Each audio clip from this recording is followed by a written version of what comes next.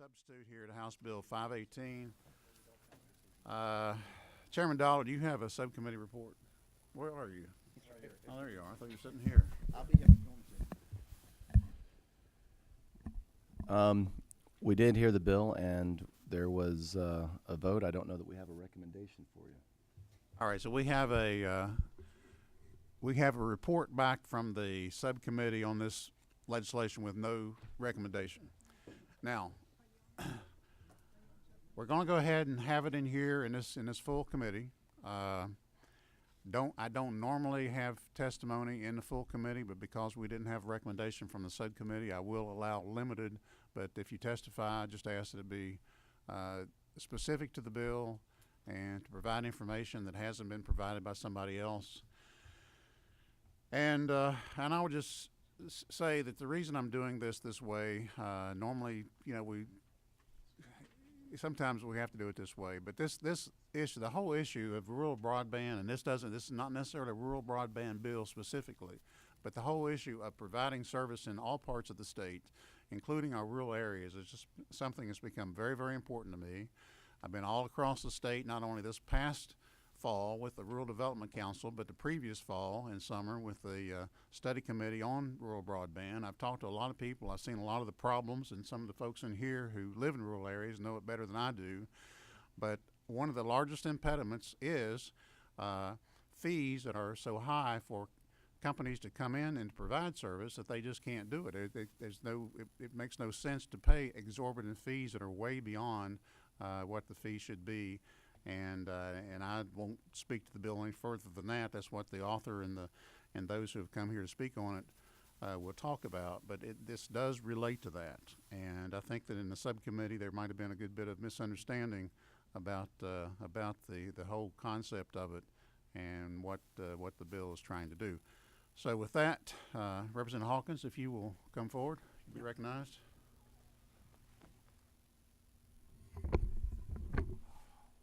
Thank you, Mr. Chairman. I too share your passion for this. Back years ago when I was on the other side, we had the North Georgia Broadband, which I know you remember, and it came through a committee that I was on and actually was chairing. And so I experienced the same kind of thing back then that we are now, and that is that people get very interested when it affects the finances.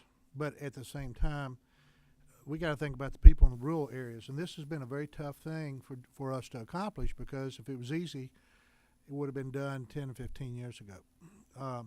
This bill is a good step forward. Now, this is not a total bill, but it's a piece of the puzzle that will help folks, especially when you have wireless internet and you've got antennas on poles outside your home and they're not running a cable directly to your house. It's an economical approach that allows many people to access high-speed internet. It allows children who have graduated from college and are going into some type of business to be able to come home to the small towns and utilize the internet in their business. It allows schools to utilize internet, not only this, but of course the cable, direct fiber cable. But all these things really help our rural communities. But going back to this bill, 518. What this bill does is addresses the cost that the chairman was relating to the $1,000 and $5,000 charges, pass-throughs by the DOT, which is permitted. But it really talks to the permitting processes and cost of plan reviews and physical and inspections and that type of thing. And also, this bill applies to any company that's installing fiber cable. So it's a bill for today, but a bill for the future for those companies that may be looking at Georgia. You know, in Section 1, and I'm just going to do brief because we have Kimberly Adams here that knows a lot about this, and she's going to really be addressing you. I'm just giving you a brief synopsis because I got to be back over in Health and Human Services. Unfortunately, we got things over there, and that's Vice Chair yet. But these different sections, and you will see these different sections apply to DOT at the top of page 2 and municipalities, pass-through costs, reducing some of these down to $100. It addresses municipalities that are charging reasonable fees for administration to make this more affordable for these companies to get into this line. So without further ado, I'm going to turn it over to Kimberly with the permission of the chairman. I see no questions. Okay. Thank you for Thank you. presentation, and we'll hear from Kimberly.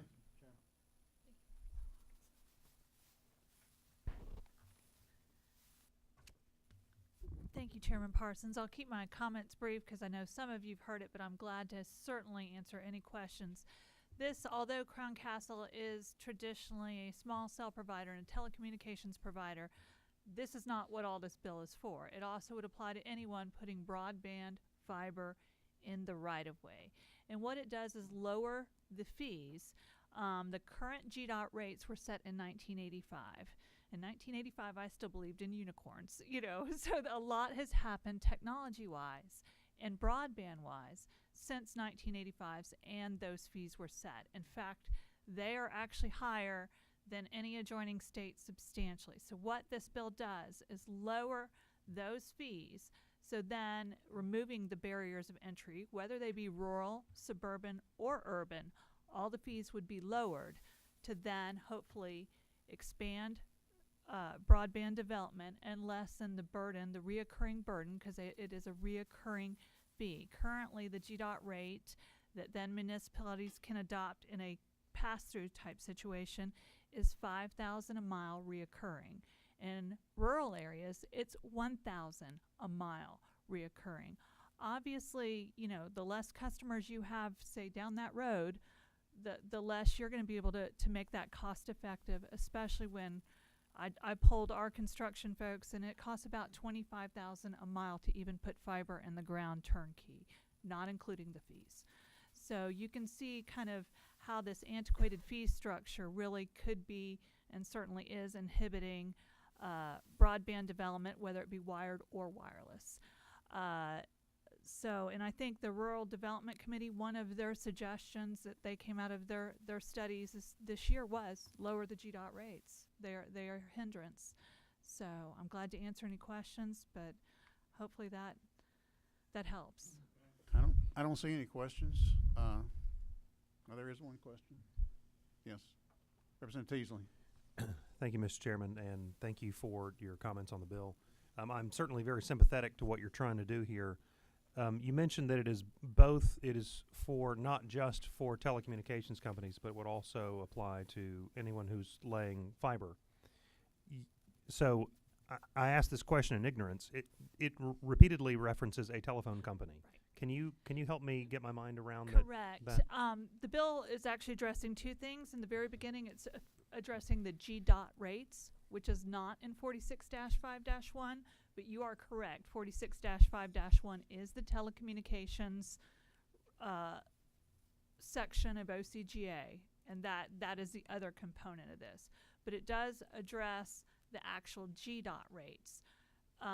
So more than just telecommunications company, apparently a broadband company would also apparently pay GDOT rates. So it does lower those as well to $100 a mile or higher if the jurisdiction or GDOT or whomever, the permitting official, can justify that administrative cost. Because what is supposed to happen, they are just supposed to be recouping their administrative costs of administering that right-of-way, managing that right-of-way, not making revenue, not paying for the cost of the acquisition of the right-of-way or paying to mow the right-of-way even. It is really just the actual cost of administering the right-of-way. Do you have another question? Okay, who's at number 4? Okay, Representative Jackson. Yes. Thank you, Mr. Chairman. And so I'm still stuck on lines 83 and 84 in the bill. When you start talking about costs and fees, and since the subcommittee adjournment and starting this one, had a lot of dialogue around stacking of fees and how rural Georgia could find themselves up against a hard situation in terms of trying to price and participate in new technologies in rural Georgia. and I'm hoping that. Unfortunately, I didn't get a chance to talk to a GDOT person in between the subcommittee and this one, but I'm still trying to figure this cost piece out because it's just like my, my good friends. I have some good friends at the Comcast. Comcast tell me X for a package, but my actual bill is really Z because there's about 10 or 15 different fees associated. So the good thing is I can afford it. Rural Georgia may not be able to afford to participate. And so, again, I'm still trying to understand costs. It's not really spelled out in this bill of House Bill 518. There are other bills that are also around this same industry, because you can't do one without the other. When you start talking about fiber, you have to talk about broadband. You got to talk about small cells. You got to talk about the entire enchilada because it's an interoperability system. Representative Jackson, I'm going to interrupt. We really don't need to consider. We're just considering this one bill and this one issue. Yes, what sir. What happens with the other legislation, which something may happen with it, or we don't know any of that. This is just this one specific issue, and it's about a cost that is put upon the providers that come in. It's not about any cost upon the rural cities. And the lower the cost, the lower the cost to the provider, the more likely that somebody's going to come in to provide service there. I mean, that's really kind of the bottom line of the lower the cost. And this has nothing to do with how much the city is paid. This has to do with how much the city is charging a provider to come in for using a rate that is, that's not my job. The rate, going up to thousands of dollars a linear mile every year to administer something that really there is no administration to it seems a little bit atrocious, and that's what we're really talking about. But it's just this one bill. What happens with the others will happen with them. But Right, but in this bill, Chairman, you're still dealing with that linear cost. 1,000, 5,000, 500, 100. That's exactly in this right. bill. That's how much that the cities are now charging people like Crown Castle, and that's what we're trying to address. Is it too high? And probably the answer would be yes. Everybody has to make. That's what we're trying. The to answer address. is yes. So if Georgians wanted Crown in right outside of Augusta, Crown won't be able to afford it. So we're talking about cost. Trying yes, to sir. lower it so that they will go someplace like that. So what is that realistic cost? Probably zero, but I mean that's just something you guys But have to zero is decide. not in this bill. It could be. You want to make that amendment? You propose that amendment, they'll be considered. But I'm just trying to address. Right. And I'm doing the same. And so that's the reason why, as I stated in the subcommittee. But if you want to propose an amendment, anything above zero, it will be considered. Okay. That's my question. All right. I'm not trying to cut you off. I Yeah. just, I want to make sure we direct it to this bill and what this bill does. Right. But this bill is not isolated. That's my only point. Okay. All right. A couple more questions. Who is at number 9? Okay. It's not so much a question. 83 and 84 are not being changed. That's current code today. So this bill doesn't address anything with 83 and 84. We're not making any changes within that area. So I just wanted to point that out. The only changes that we're making is we're lowering the cost down to $100 a mile, which I agree with Chairman Parsons. I would set it to zero if it weren't for the gratuitous clause inside the Constitution. But, 83 and 84 aren't being addressed. They're not being changed. All right. I don't see any more questions. Thank you very much. Thank you. Do we have anyone else that wants to talk on the bill? Anybody? Do we have a sign-up sheet? I thought he was going to talk on it. Michael, were you going to talk on it? I think I'm done.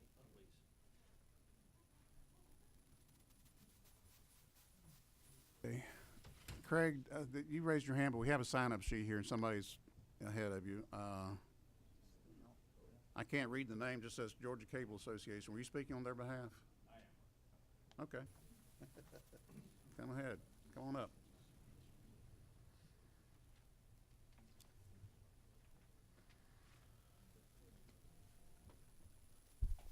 Thank you, Mr. Chairman. Craig Dowdy with Morris Manning and Martin. I'm here today speaking on behalf of the Georgia Cable Association in my role as serving as their general counsel. And Mr. Lofton is covering a competing hearing at the moment on similar topics.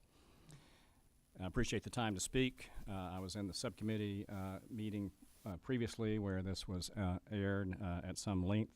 And we stated there the same things that I will state here, and that is that we don't oppose the concepts that are in this bill, but we do believe that to serve rural areas with broadband, the unserved areas and the underserved areas, that we really need as a state to be looking holistically at policies that are technology neutral, that provide for an all-in type of participation, that provide for cost-based fees, and part of what you're doing here does that, that provides for streamlined permitting, and all of that is not inconsistent here. But the piece that is that for us really to address, we believe, in an effective way, the rural broadband issue, it needs to be a level playing field. When you look at it, you know, many of us started years ago in this industry, and Mr. Chairman, I know you did as well, where the term was plain old telephone service. The acronym in the industry was POTS. And now when you look at what's being provided, the types of services, the technology providing those services, it has changed so much that you've got a quilt of fees and charges depending on which technology you are. As it relates to cable, we have franchise fees, either municipal or county, everywhere we are. And as our charges, as our services increase and our charges go up, then those franchise fees also go up. And so our main issue here is not with the particulars of the bill, but addressing a piece and just part of the competition and giving them improvement in their cost structure while not addressing the others, we don't believe serves the process of making sure you have a level playing field so everybody is interested in participating, everybody is interested in protecting the issue of rural broadband. And so when we look at the states that have done this so far, and we think that many of those are some of the concepts that the House and the Senate have talked about at length, you need an agency to be able to administer potential funds appropriated by the state or appropriated from the federal government for the purposes of broadband, and to be able to determine what are the priority areas in terms of underserved or unserved, and how best to address that. And many of those things are being addressed. But most importantly, you have to treat all technologies the same, have everybody incented to provide services to the rural areas for broadband. And to do that, we believe the best approach is to either perfect this bill with the other issues that need to be here, or not take just a piecemeal approach where one technology may come out of the session with improvement in cost, and for a year they're competing, in our view, in an unlevel playing field to their advantage. So we would just ask, with all due respect, while we respect the merits of the bill as it stands as it relates to one technology, we would ask that the committee take the time to perfect the bill and provide for a solution that we think, based on what's already taken place in this chamber, can be done and done before crossover date. Thank you. All right, thank you, Mr. Dowdy. I do have a question. I think somebody else has a question for you too. But first of all, just a comment. I mean, as you know, basically after today's Tuesday, Wednesday, Thursday, and Friday, that's pretty much it for getting legislation and getting it into rules before crossover day. So there's not much time left to do any changes to legislation or to add or increase the scope of it. I mean, that's and we do have, there is a bill that you're familiar with in Ways and Means. It's a larger bill, and this is just one piece of it. But when it comes to the leveling the playing field part, and I just have to ask you this: is it a level playing field for a company to have to pay a price, which in this case, what the law currently says is the GDOT price, linear mile, every year thousands of dollars for something, and that's supposed to be to cover administrative costs. I mean, first of all, do you believe you believe thousands of dollars really is necessary to cover the administrative cost for the right-of-way per mile for a city? We do not. And You don't that's- believe that, okay. And So we, you believe that's unfair?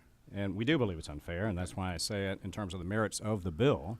We agree with it. We just suggest that it be done in a way that we have fees as well, franchise fees to cities and counties, permit fees, things as well that are a cost of doing business that affect what we can charge and compete with in the marketplace. Right. We think it unfair to address one piece for another technology and not also address the technologies that would like to be part of the rural broadband solution.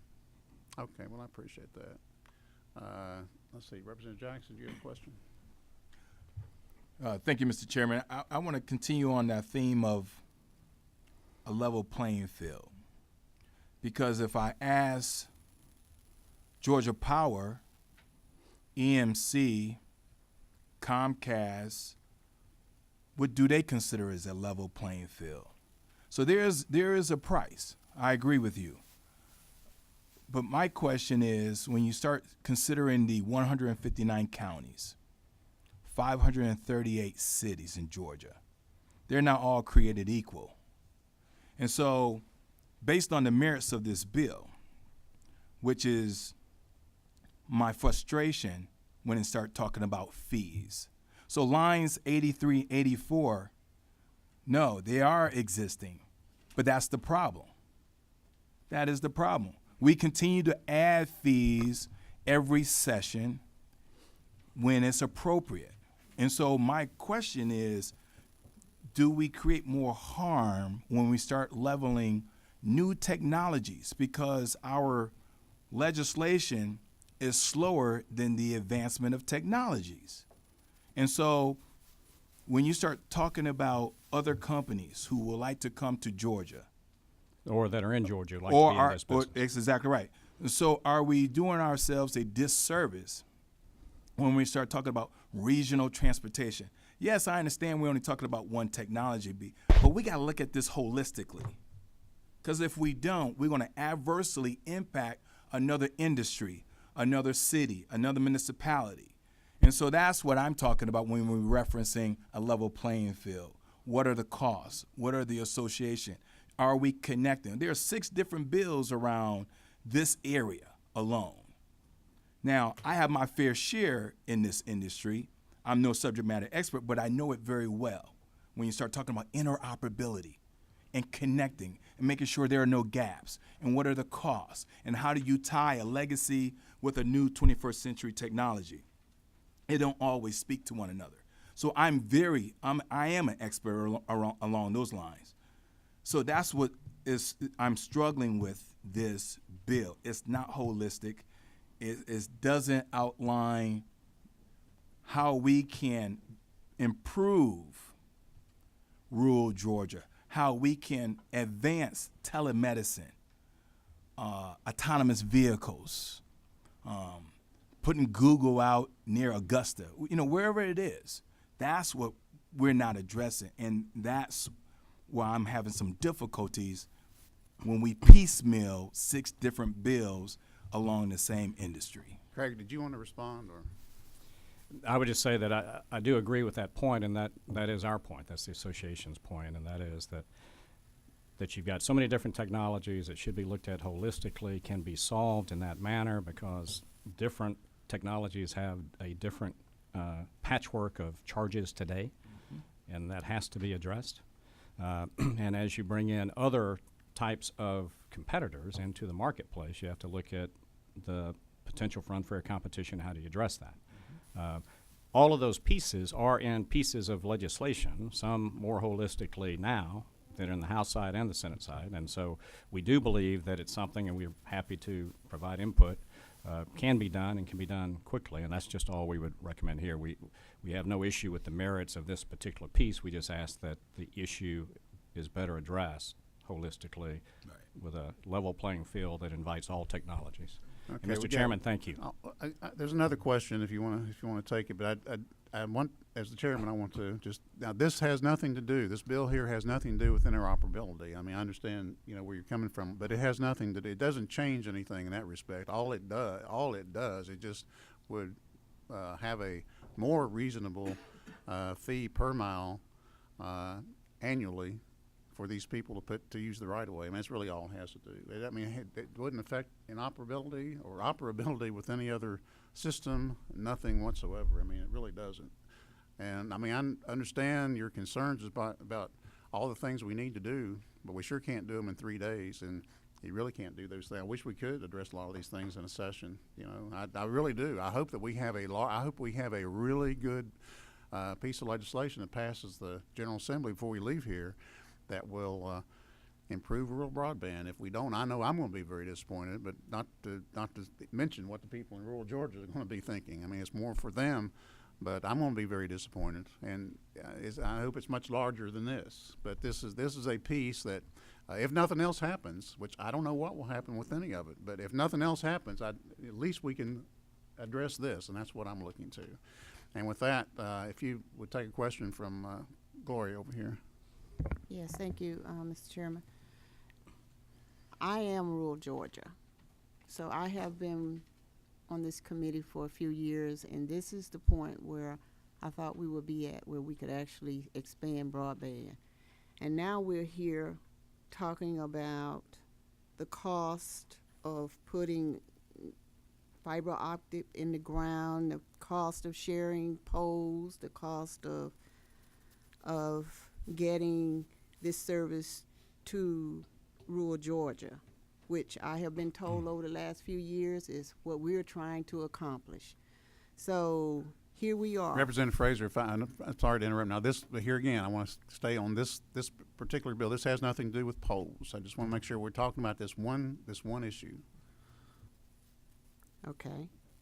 So this $100 per linear mile fee that started off being $1,000, then $500. I think that's basically what we were talking about. The amount of money that it would cost to spread fiber optic throughout Georgia, not just rural Georgia. I'm sorry. Okay, Mr. Chairman, can I ask him the question? Yes.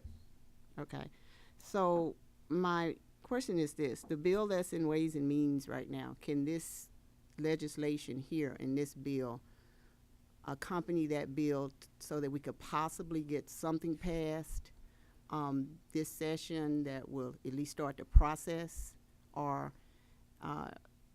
is that conversation even being had right now? The bills that I've seen that are broader in scope also address reducing this fee.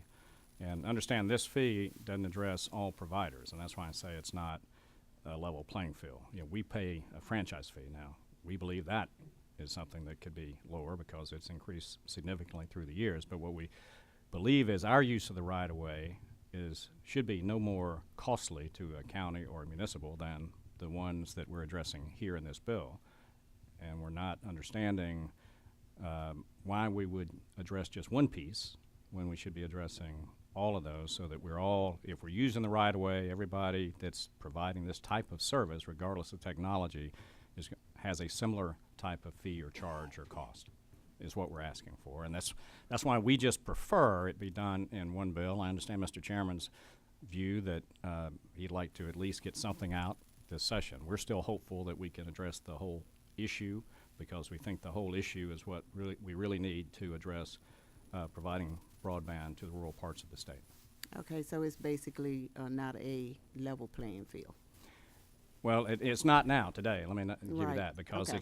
all of these technologies have evolved over time, and with a different set of fees and charges and franchise fees by the state. Some have them, some don't.